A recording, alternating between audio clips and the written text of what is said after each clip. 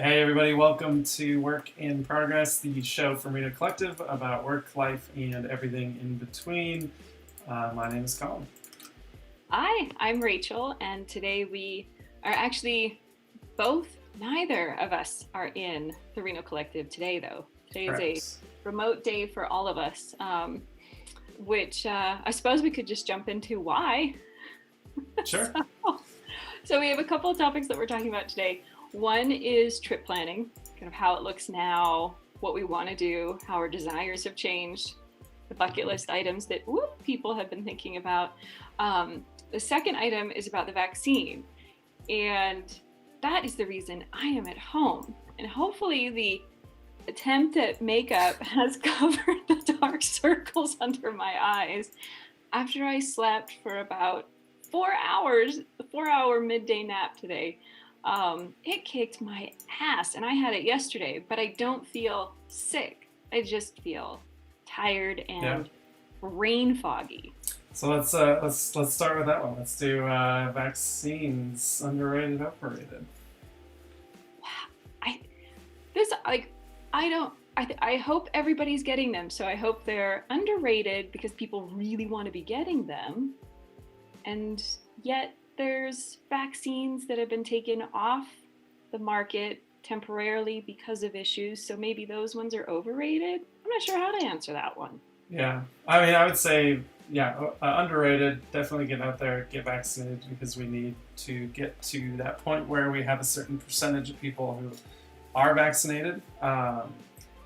Obviously, yeah, like you said, there's been some issues, but most of those things have been taken care of or mitigated, and there's Yeah. different guidances around them. So if Mm-hmm. you're hesitant, definitely do your research, but it's definitely do your part and get out there and get vaccinated. I had uh, a week of allergies and the vaccine reactions, so I don't know which was which because I was kind of in the midst of both. Right. And so I've been kind of whammied for a few days, but now today's been like my first full mental clear day, which it's good to feel that way again, where you're just like, this is what it feels like to actually get work done and think straight for once.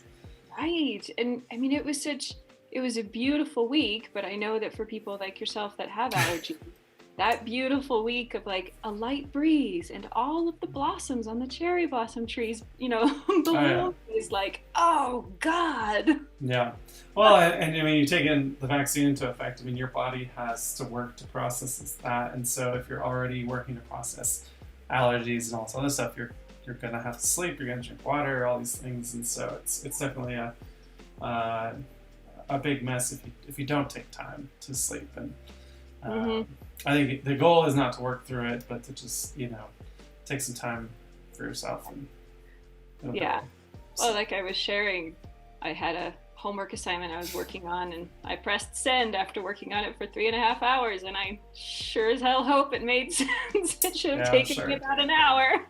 It's like, here's a little caveat. Under the influence of a vaccine, thank you very Exactly. much. So, kind of rolling into and related to vaccines, let's talk about trips and trip planning. I think we can start with an underrated, overrated, but I think people are, I think in America at least, a lot of people seem to think that COVID is over. And Hmm. I don't think it is, unfortunately. Like, it's not something that we want to stick around, but we made the analogy of like being in a race and we see the finish line, but you don't stop when you see it. You have to, do that kick all the way through. So, trip planning, underrated or overrated for you? Right now, I think it's over. Well, okay, going on big trips is overrated right now, but Yeah, like not even taking a regardless plan. of right now. How do you feel about planning those trips? Do Yeah. you like to plan trips? Do you like to pay for like the package that gets everything planned for you? Do you plan? Does Jamie plan? How does that all work for you Yeah, guys? no. So we have some friends, luckily, and one of the women in our group, it's like a group of couples that have kids and all of this. She's an amazing planner. So that makes things so much easier. When we go on vacations, actually, I'm thinking like all of our vacations in the last 5 years or so have been to family, but I have family in Hawaii. So Mm. that means it's like a totally different, Oh yeah. I have a family vacation on a tropical island. It's very different than I'm going to see family like, in Winnemucca. Right. It's a whole different ball, a whole different game. And that way we don't do a lot of planning. But when we have done a couple vacations, like to LA for like the weekend, it's tied in with Jamie's work and there's a little bit more planning, but it's mostly getting out of the house or getting away. Just like right now with COVID, like I just want to get out of the house and Right. out of Reno to just be outdoors and take off my mask and be safe. Yeah. You know? Yeah, and we talked about camping a few episodes ago, and that's continues to be one very, very popular. I'll talk about that in a second because I just planned a road trip. But it's also just a little bit easier to get out and do that without having to worry about which state, which country, what are the restrictions, what do I have to do, is something going to be available, and all that. So, yeah, I would say trip planning, I like to do it, but I think it's more of I think it's a control thing. Like I want to know where I'm going and when, rather than like I would love to be spontaneous, but right now like it's hard to find campsites, and so which is great because people are getting outdoors. And I'm talking about like official campgrounds. There's obviously lots and lots of BLM land, but even that requires planning on a whole nother level to know how you're going to get there, what's safe to camp at, what's allowed to camp at, all that kind of stuff. So and all water, access to like what if you want facilities or any of that. Right, exactly. Like, well, I mean, even if there was a storm, are you going to be able to get through the road, the access road, or family just came home, hence working from home, how you're going to get to it. But then also like that, there's sites that talk about that list those boondocking places where they have facilities and it's dry and all this, but those are all taken up too. Yeah, they are. A lot of people have been like almost just living in like we went to some first come first serve sites, and the camp host kind of laughed like, yeah, these people have been here for weeks and no one's leaving anytime soon. 1 second. I will be with you in a second. Hi, Milo. Hi. So my kids just came home. Where's William? Can you give me a second, please? Hold on, bud. You close the door. Sorry about that. No problem. Yes. Right. So camping. Back to camping. Yeah. What I look forward to is getting to go to like some sort of vacation or trip that can be planned out for me. But most of those are like group trips, and I'm kind of excited to get to spend time with a group again, but I am not ready to like do that yet. Yeah. How about are you ready to get on a cruise ship again? Oh, hell no. No, I never wanted to get on a cruise ship before. Yeah. We had plans to get on a cruise ship a couple years ago before COVID, and for family reasons we had to cancel. But I was looking forward to it. And it was a smaller cruise. It was in Alaska, and the family that did go had a great time. But I mean, my sister is going on a cruise I think is going on a cruise soon or something like this. She's a nurse. She knows. So I guess it's okay. Yeah, I mean, I imagine cruise ships have had to change a lot of things. I mean, I've never been a fan of like buffet type things anyway, but I imagine a lot of that's gone. I was really excited before COVID. It was actually, I think it's called Virgin Voyages, but like Virgin launched, they built 2 brand new ships, and they didn't get to sail at all yet. And I think they now are doing trips. I still don't know if of all the things I could do, if a cruise is anywhere near the top, but I've been on a good cruise. My whole family went on a cruise without me once. And I was very glad to, because it apparently was the worst experience I've ever had traveling. And I was spared from that. So people were like buying food when they got off the boat to bring it back on with them, and people were getting sick, and it's just horror stories of that kind of thing. But the other side of all this is just, I know I follow a bunch of travel people like the Points Guy and Nomadic Matt and some of these people on Instagram that they're all getting ready to go back to Europe as soon as they can, and there's a checkerboard of rules, and if you go in there, do you have to quarantine for 14 days? Are those countries going to lock down again, trying to stop the spread? And a lot of them don't have vaccines yet, and so it's a patchwork right now. So definitely, I think trip planning, the planning itself is pretty overrated, but I think it's worth it to do so that you can know where you're going to end up. And one of the things, before my darling son interrupted me, I was going to mention with the trip planning with camping was the fire season last year. Yeah. And even though we really wanted to go, like there were issues of like whether the smoke and whether the campsite was open because of the nearness of the smoke or the nearness of the fire. Yeah, and you don't want to put yourself in danger or just be outside breathing smoke the whole time. Right, exactly. But then there was like a second step of that, which was, because of the danger, no one can have a campfire. And for me, like camping and campfires are synonymous. Yeah, and it gets cold even in the summer. It gets cold. You need that thing. Yeah, and that's the only time I ever eat marshmallows. I want the campfire. Yeah, we bought a propane fire pit after that because they were only allowing propane fires, but it's still not the same. It doesn't get as hot. It's not the same, but something to plan for. And I'm getting to the point where with that trip that we just planned, the tricky thing is this is a tip for anyone watching, but Thursday Yosemite is dropping campsites at 7 a.m. They are going to be gone by 7:03. Like they will. Man tickets. Yeah, they're going to be gone really fast, and that site is really rough to get through. But they've released like which campgrounds are going to be available. The problem is a bunch of them are already closed because of floods or construction, stuff like that. So you're going to have, just like Burning Man, you're going to have thousands of people vying for a couple hundred spots. And Yosemite, you can't. There's places outside of Yosemite that you can find BLM land or camp in near Mammoth, stuff like that. But in the area, there's not going to be any of that. It's all going to be national park land. So so go look for that if you're interested, because it's going to be, I think it's like dates from August through October for certain sites. So usually what happens is sites open 6 months out, and at 7 a.m. people just go get them. And unfortunately, there's a lot of bots that go get them. And there's a lot of software people, that live very close to Yosemite and San Francisco who have written these bots to buy these tickets and stuff. So yeah. I mean, it's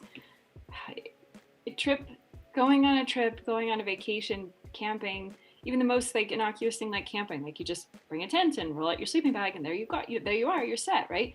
Requires so much more planning now. And it's not just the old rules, like do you have what you need, and just leave and go find something. I mean, like something even as close as Boca Reservoir every weekend is booked for the summer, and that's to be expected. If you want to take some time off during the week, almost all of these sites have spaces available during the week, so definitely take a look at that. Saul's mentioned that he looked last night at a campground in, I'm going to mess this up, but Lamoille Canyon. Oh, yeah, Lamoille Canyon. And there's a few spaces left in mid-June, so we might have to have like the campsite finder place for the collectors to post. Build our own bot.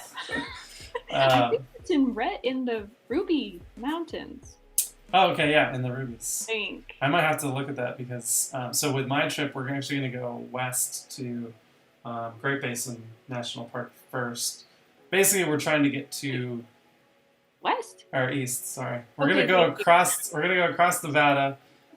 Yes. Hit that and then go up to Salt Lake. And we're actually doing a mix. The trip planning for this is kind of funny because we're doing a mix of camping and hotels to get all the way to Wyoming.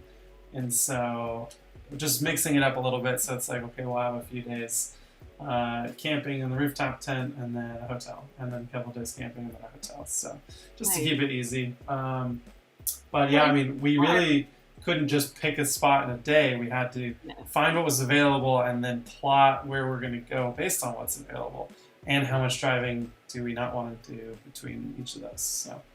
Right. And it's mid-April. right? Yeah. I'm like, wait, engage my brain. What day is it? Yeah, literally the 14th. It's mid-April, and Yeah. No, this was booked for the end of June, so that, I mean, I could have, if I had waited a few more weeks, I wouldn't probably have gotten anything at this point.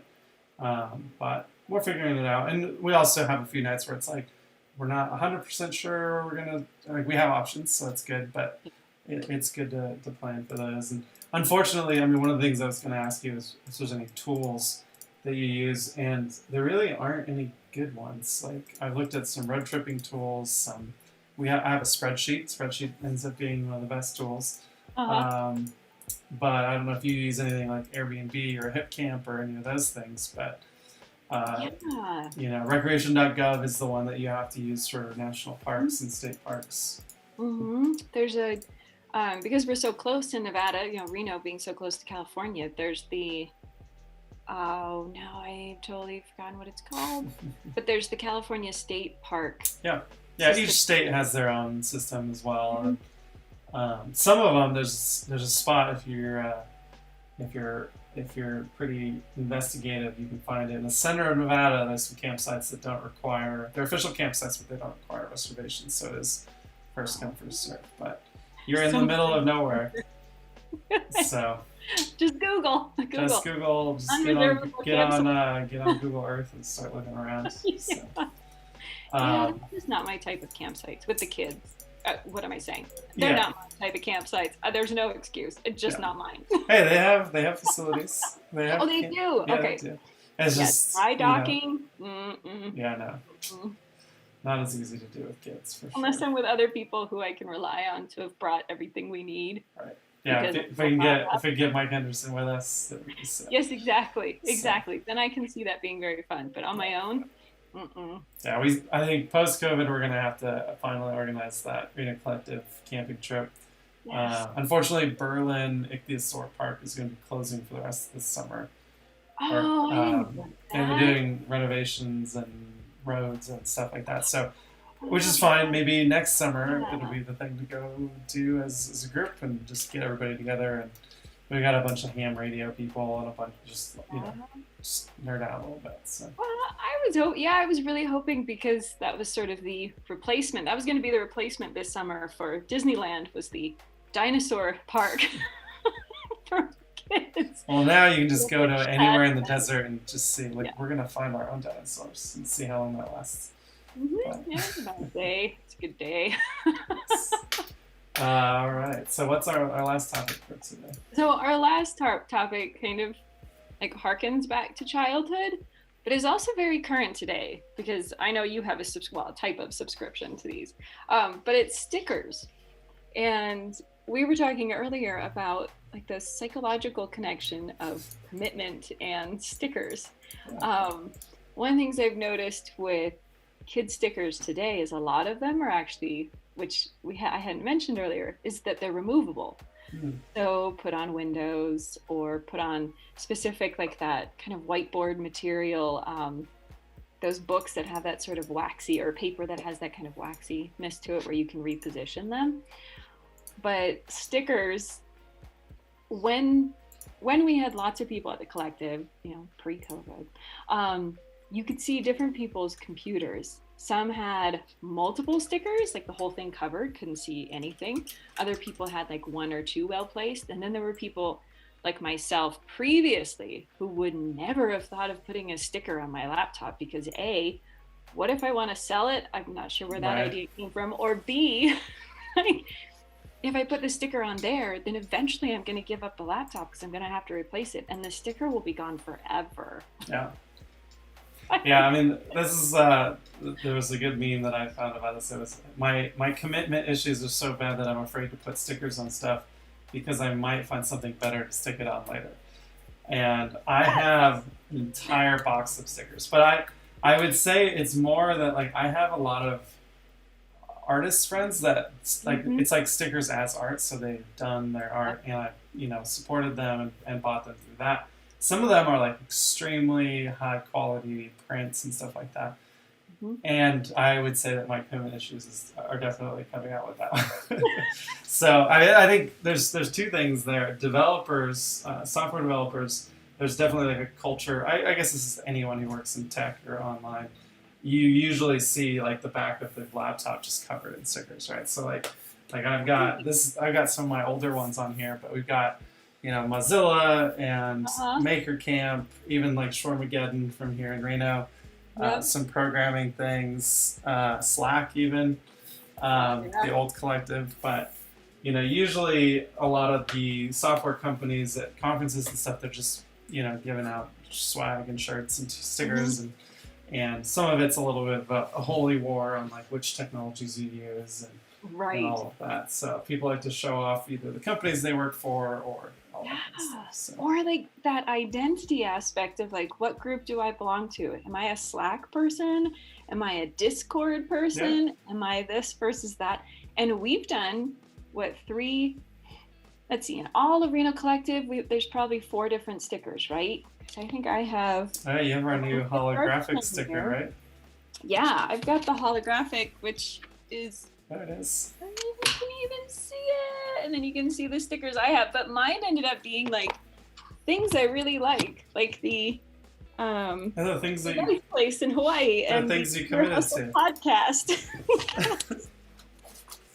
Yeah. So I think we've mentioned Paula a bunch of times on here, but I'm a part of her Patreon, and so I get a set of her stickers that she designs them every month, and so every month I get another sheet of stickers that I have issues with where to put them. So I'm collecting them all in one place for now, and we'll see. I'll have to figure out. They're all kind of D&D related, so maybe I'll find a way to use those. But yeah, well, there's also like I think there's an aspect of the like the notebook kind of culture, like that sort of stationary notebook journal culture as well, where you have like, do I want to write in this because it's so beautiful and I want to make sure everything I write in here is neat and legible, and I've maybe done some colors. So then you never use it. Right? Exactly. Yeah. So it's like tucked away all neat and clean. But yeah, I mean, I don't know what I know exactly what sticker was the first one I put on, and it was the origami crane, which I found in a drawer at the collective, and I really liked it. But it's actually that's a programming sticker, yeah. Yeah, it's a programming sticker, right? I was like, I don't know. I just like it. I like that. A white sticker. Those are really old. Those are cool. Yeah, they're very old. But then I have 2 stickers from collective members, their companies, or well, one is a company, so Saul's Fitness in Reno, I really like it, and part of that is because the person who designed it is a member at the collective, and I like being able to support both of them. And then a former member, Lara, she made these stickers because she created a whole Instagram. Oh my god, those stickers are all over my project. Yes, for her cat, and I'm totally forgetting the cat's name. But so then a whole bunch of us at the collective have these stickers, and they're in random places at the collective, I've discovered. And so like there's these, I don't know, there's these little stories that are connected with each one too. It's a strange. Yeah, I put all of mine in one box so that I can start to go through them. Like, not that I want to like cover everything that I have in stickers, but like, when it's time to swap out the laptop stickers, right. I get to go in the box and pick some stickers. But I actually have been playing around with, this is going to be kind of hard to explain maybe on stream, but I bought these little tags, these like NFC tags.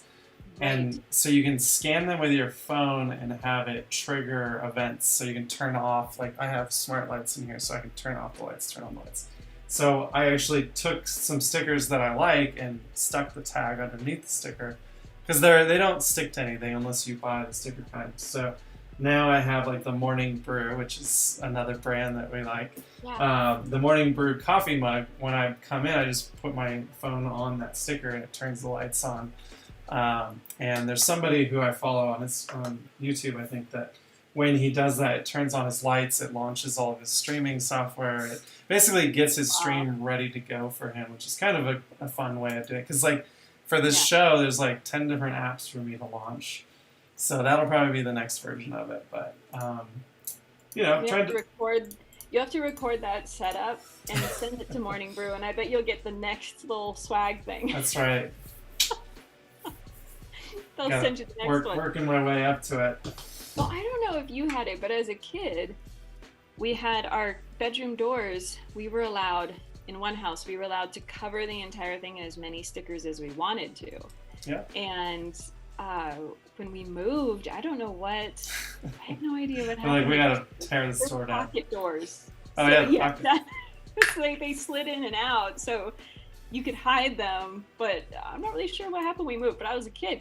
But my son has taken to, which I hadn't noticed when it first started happening, but when you go to the pediatrician's office, like I think they used to give us like candy or something when we were kids, but now they give them stickers. Although I remember getting stickers, but he's put all of his stickers up. He had a collection of them, and one day when he was bored, put them up in the car. So now the car window is covered in stickers that are completely unremovable, including the sticker to like a candy thing, like a Mentos like mints thing is stuck up there. You're going to discover how powerful Gluon is. Yeah, well, at least maybe I could just turn it in and be like, lemon, orange oil, all sorts of things. Yeah, stickers they're really affordable and fun ways of, I think, when we found like sharing your brand and just a small decorative piece, versus like buying a piece of like a large piece of art from an artist you really like, if they do stickers or pins. Pins have started to become really popular, and patches. I would say I would rather have a sticker or a patch over a business card any day. So yes, yeah, we've had more stickers than we've had business cards for sure, and we love like Sticker Mule. There's obviously local sticker companies too, like Sticker Guy, but Sticker Mule has the holographic ones that you were showing earlier, and the clear ones, a lot of different options. So. Well, and then they started tape because of the idea that everyone's, shipping more supposedly everyone's shipping more products, but now you too can have your own branded tape, just like Amazon has their own. Or let you get into washi tape. Yes, exactly. Yeah. So that's kind of a fun way of doing, like a fun way of having a gift, a swag, a bit of swag, but also your brand or your design and a nice reminder and a story. But yeah. So I'd say stickers underrated for sure. Yeah. I'm a believer. You're a believer. You had mentioned Lisa Frank too. I'm trying to think of what stickers like I had. I think other than the laptop, I think the water bottle is a prime place with stickers. The ice chest, the back of your car for all of the places you've been or all the races that you've run. You get the 13.1, 26.2 or 0.0. 0.0, Ragnar stickers. What else do you see? Well, people have them on their, because we had a Thule box thing, roof box the roof box. But when we switched cars, we didn't put it back up, but we still have it. That has stickers on it. And then our trailer, I have stickers waiting, like bumper stickers from places we've gone to put on the trailer. Because, it's that. We'll have to bring Mike on again to talk about the patch hat. Yes. Because that's the epitome of commitment issues right there. Yes.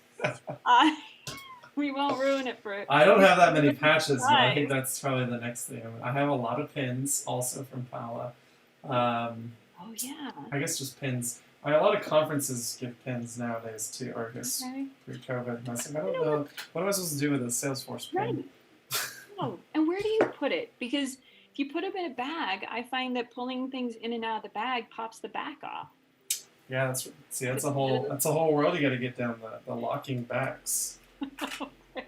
We'll have to have. Actually, I think we do need to have Paula on at some point to talk about designing patches and I don't know. And she's done stickers. She's done lots of pins. That's awesome. I'm not sure if she's done any patches yet, but Sue's mentioning it's like Girl Scout badges. Oh, I saw merit badges. Badge somewhere. All of the badges. Yes.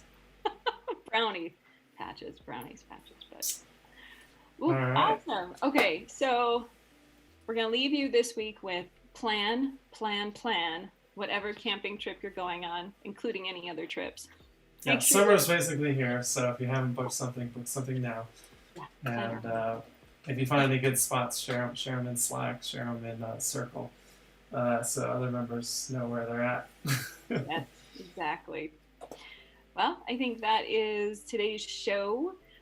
Next week we are going to talk about a couple things. We still have a third thing that hasn't been decided yet, but we're going to talk about some of our favorite podcasts discovered over the pandemic. So Perfect. maybe it might be a type of podcast you really enjoyed. Maybe like me, you got into podcasts during the pandemic because I was doing a lot of walking. And also just, were they funny ones? Were they like, I've got a friend who Murder got mysteries.